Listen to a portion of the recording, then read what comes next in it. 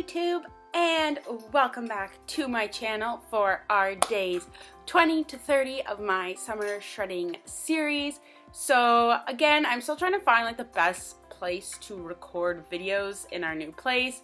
I'm at the point now where I can finally like see the light at the end of the tunnel from all the unpacking and all the organizing. So thank goodness for that. I also wanted to say that today is Monday, April 16th. Today is the Boston Marathon, so that is why I'm wearing my Boston Strong shirt today, because this shirt was actually given to me by someone who ran the Boston Marathon. So, you know, I thought it was fitting. Kind of makes me sad that I'm not running today because of my long run yesterday. I just wanted to say congratulations to all the runners. I was tracking a whole bunch of people that I know from like the Instagram running community and people that I personally know. So it's so cool that the Boston Marathon actually has live tracking and you see like the little like widgets actually moving. I think that's probably one of the coolest things. And sorry if you can hear my cat, who decided that it needs to be dinner time right now as I try and record a video. But anyways, so we'll get back to summer shredding, get on track. Kind of went on a tangent there. Yeah, so I am going to recap days 20 through 30, and I actually can't believe that we're a third of the way through summer shredding already. Like, I actually find that crazy. Like, 90 days seems like such a long time when you first start, but now that we're 30 days in, I'm like, oh my goodness, there's only actually, excuse me, there's only actually like 60 days left. That's crazy. This is Oscar. I think I've introduced him before, but he just likes to walk through my videos at any given time, don't you? Guilty. Alright, so we will go through days 20 through 30. So I left off my last video by saying that both Justin and I have been like super sick, and after taking those 4 days to kind of recover, it didn't feel like I lost my mojo or like my drive, but I found that it was really difficult to kind of be like, okay, let's go full force like I was before, because I find once you're sick and you're recovering for a little bit, it takes like a few days to get back into it. So thankfully that week following being really sick was actually kind of like a cut back distance-wise week for my marathon training, which was really nice because I wasn't having to run as long of distances. Most of my runs were between like 3 and 5 kilometers, so like 2-3 miles type thing, which was really nice because, again, being sick takes a lot out of you, and then to have to go back to like highly intense marathon training is a lot for your body when it's healthy. So it was kind of nice to have that cut back week. Yeah, I really didn't write too much because I was kind of struggling with not necessarily motivation, but just knowing how intensive I had been working before, and then getting sick, and then kind of feeling like, okay, it's going to take me that much longer to get back into it. But thankfully that didn't really last too long, because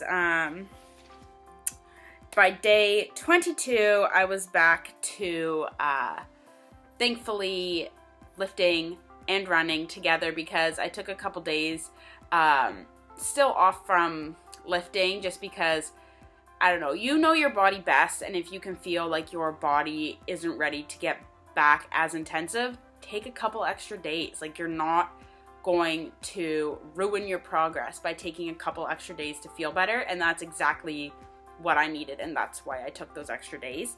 Day 23 was a rest day. Day 24 was a long run, which was awesome, and it was only 17 kilometers, which at this point in my training as a long run, I was like, yes, only 17 kilometers, which was good. So ran my 17 kilometer long run, felt pretty great. I brought GP along with me, and like I've said many a times, we've moved, so it was nice to kind of like draw a completely new map into areas that I'd never been. And I have this tendency to like map out runs and then get on these runs and I'm doing them, I'm like, why the heck did I decide to run up a mountain? I really need to looking at like the topographic maps for these areas, because this was an occurrence later in the week as well. Why I do this to myself, I don't know. But thing is, a lot of the races you run have big hills. Even Boston, they have a hill in it called Heartbreak Hill. So realistically, all of this hill training does have a purpose, in my opinion. He's going to jump. Don't worry, he's not jumping into air. There's actually like a shelf on the fireplace and his basket's up there. So that was good. Day 25, I kind of reflected on the weekend, and I find weekends, it's a lot easier to get off track with eating, because during the week, I'll like pack my lunch, or then I'm home for dinner, and it's not like set times, but I feel more regulated, whereas it's the weekend, it's a lot easier to just pick something up or not eat as well. So I find that's often a challenge for me, is like the weekends. And even I ate poorly this weekend, but I'll get back on track again. So eating poorly doesn't necessarily mean I ate poorly the entire weekend, but maybe I had some extra chips or bought some extra candy or that kind of thing. After the weekend, was feeling pretty good. And I'm at the point now that I've been doing the home workout program and intensively marathon training that I'm starting to see physical changes. And I'm not necessarily be stepping on a scale, because I actually don't even own a scale. I mean, there was a scale at the gym, but I never really I think I weighed myself on it once. And I don't know, I like to track my progress not by weight, because I don't like, a lot of people will have a goal weight, like I want to hit this weight, and I completely understand that. But for me, where I like marathon run and I lift, and I don't have like I want to weigh X number of pounds, I don't have that. So I don't really see the scale as being my way to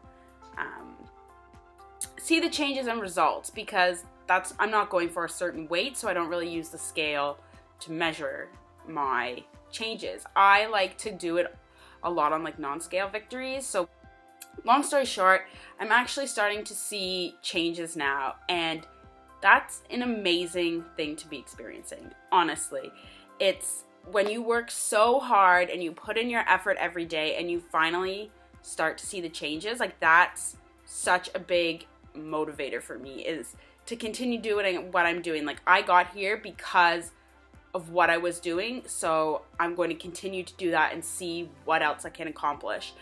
Summer shredding has really been that extra driving force. Like if I don't want to do a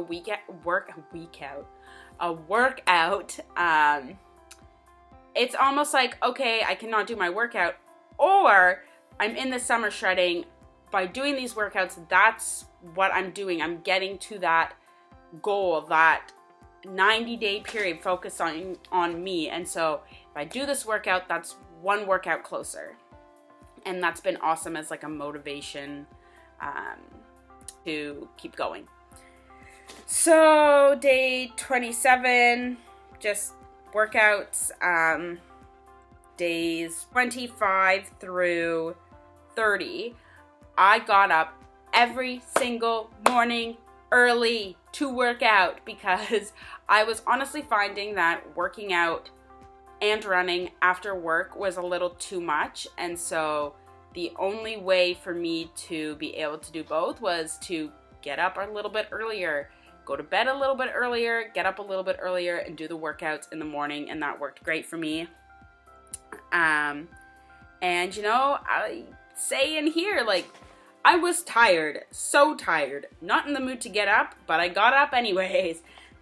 And that's just what it is. Like, you really don't want to get up when your alarm goes off, but when you have goals and things that you want to accomplish, you do it anyways. One of the hardest workouts on my training cycle was last week. It was a 9 by 800 meter run. So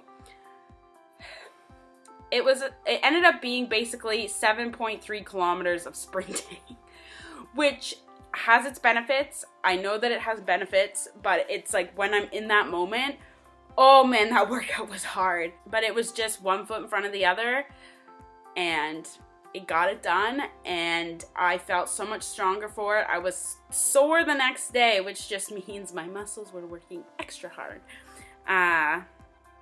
But it was, again, a very, very rewarding workout. And I wore my rugby jersey for that workout because on 12th of April, you were encouraged to wear a jersey to support the Humboldt Broncos, which was a hockey team from Saskatchewan that had, I believe it was 16 players on their team killed in a car accident.